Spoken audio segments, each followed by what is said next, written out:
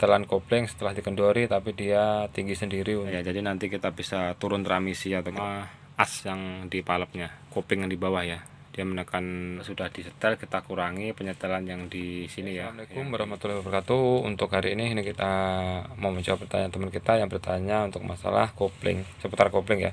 Jadi khususnya buat rekan sopir, mohon maaf baru bisa sekarang menjawab pertanyaannya ya. Ini mumpung tidak ada kerjaan ya, sore seperti itu.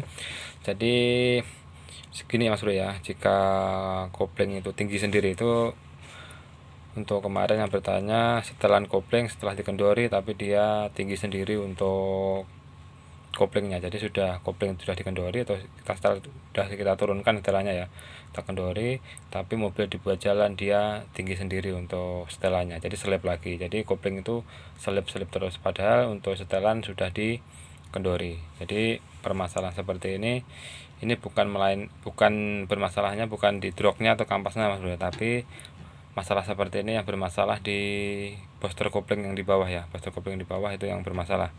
Jadi ini sudah saya bawakan contohnya seperti ini. Jadi permasalahan seperti ini sering terjadi Mas Bro ya, untuk khususnya unit Lohan, unit FM, Hino 500 sama, Fuso sama ya. Jadi seperti ini ya, ini booster kopling yang di bawah, ini sebagai contoh Mas Bro ya. Jadi kerusakan seperti ini, kendala-kendala seperti ini sering terjadi, tapi jika kita tidak tahu untuk penyebabnya ya, jadi nanti kita bisa turun transmisi atau kita turunkan transmisinya, kita ganti kampas, droknya seperti itu, jadi bisa mengeluarkan biaya yang banyak ya Mas Bro ya. Tapi itu cara mengatasinya seperti ini, sistem kerja daripada booster kopling ini. Jadi kopling ini ya, kopling ketika kita injak pedal kopling, jadi minyak rem ya, dia akan, atau minyak kopling dia akan masuk sini seperti itu, terus lari ke banu ya, masuk ke atas ini, lari ke atas, dia akan menekan seal ini ya, ini piston seal yang di atas, sehingga dia akan maju ya, maju ke depan dan mendorong ini karet yang di sini. Ini karet Mas Bro ya, karet yang di dalam sini, otomatis angin akan keluar lewat sini ya. Nah ini posisinya seperti ini. Nah posisinya seperti ini Mas Bro ya. Jadi begitu kopling kita injak, minyak rem akan mendorong ini dan membuka untuk palep ini.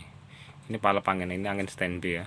Jadi angin akan mengalir lewat sini ya, lewat lubang sini, melewati pipa ini, dia akan mendorong palep yang di dalam sini. Dan untuk piston kopling yang ini atau piston booster kopling ya, yang di bawah sini dia akan ketekan sama as yang di palepnya dan menekan untuk tuas untuk di penyetelan yang di kopling yang di bawah ya, dia menekan untuk menekan tuas yang di bearing droknya, sehingga kopling dia bekerja dengan baik seperti itu. Jadi kurang lebih seperti itu untuk cara kerjanya. Jadi minyak rem akan naik ke sini ketika begitu kita injak, dia akan mendorong ini piston ini dan akan mendorong ini ya, karet ini, sehingga angin standby ini karena palepnya ini kedorong ini, otomatis angin akan keluar lewat sini dan lewat pipa sini dan mendorong palep ini, dan palepnya akan as yang di tengah, dia mendorong piston seal yang di sini ya, piston booster kopling ini, sehingga menekan tuas untuk di kopling yang di bawah yang di bearing droknya situ. Jadi seperti itu untuk sistem kerjanya. Dan permasalahannya kenapa kopling ini bisa tinggi sendiri untuk koplingnya ya, padahal sudah disetel, kita kurangi penyetelan yang di sini ya, yang di bawah 17 nya atau adjusternya sudah kita kendori, tapi kita dibuat jalan, mobil dibuat jalan tetap tinggi sendiri. Itu penyebabnya di sini Mas Bro. Salah satu penyebabnya di sini. Ini ada karet ya di sini ya. Kita buka ini sebagai contoh. Ini sudah karetnya pas rusak Mas Bro ya. Ini kemarin rusak seperti ini. Nah ini untuk karetnya. Jadi karetnya ini sudah aus Mas Bro ya, bisa dilihat ya. Ini kalau ini sampai aus seperti ini atau sampai besinya ya, kalau seperti ini cuma keras kendalanya. Tapi kalau sampai besinya, karetnya sudah hilang, otomatis angin akan rembes Mas Bro ya. Dia kurang, karetnya sudah hilang, otomatis tinggal besinya ini, otomatis untuk menekan ini ya, dia anginnya akan sedikit rembes ini ya, keluar lewat celah-celah sini, padahal ini tidak ketekan sama ini. Karena posisinya ini karetnya sudah habis, otomatis dia tidak rata ya di sini ya, dan angin akan keluar lewat celah-celah sini, dan lama-lama menekan dia akan keluar lewat sini ya, karena kebocoran angin tersebut dia akan untuk masuk ke sini untuk anginnya dan mendorong untuk valve ini. Makanya itu untuk kopling dia tinggi sendiri, padahal yang bermasalah bukan di drognya melainkan di booster koplingnya ini ya. Jadi dia ada kebocoran angin di valve-nya ini ada valve-nya ya, seperti ini. Karena karetnya ini sudah habis, otomatis dia kurang rapat mas bro ya, menekan ini kesininya dia kurang rapat seperti itu. Dia akan lewat celah-celah yang di sini karena karetnya sudah habis seperti itu.